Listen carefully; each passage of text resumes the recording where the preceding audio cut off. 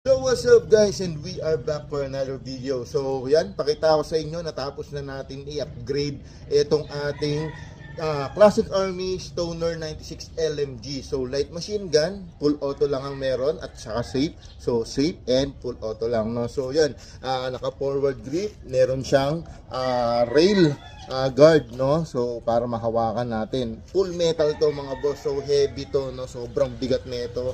Retractable yung kanyang buttstock na full metal din.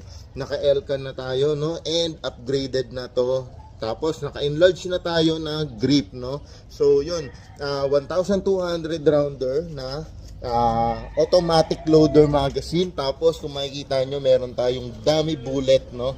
So nakadami bullet na tayo dyan. Upgraded na yung internals nito mga boss. And finally natapos natin at pwede na natin ilaro dahil 450 FPS na siya. So ngayon, testingin natin siya mga bossing. So yan, no, napakaganda, no, heavyweight, no.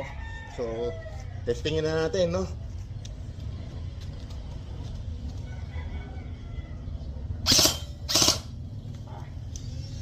Yan, nag-auto load muna tayo.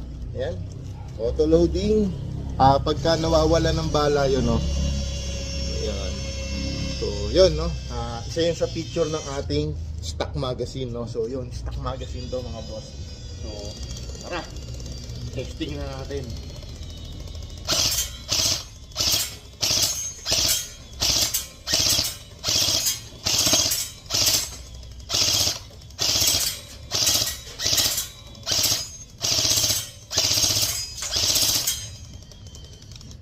So yun, napakaganda, no. So yan, ready na siya pang laro. So kita-kits na lang sa mga regular games natin. Gagamitin na natin tong LMG na to, no. Maraming salamat po mga boss.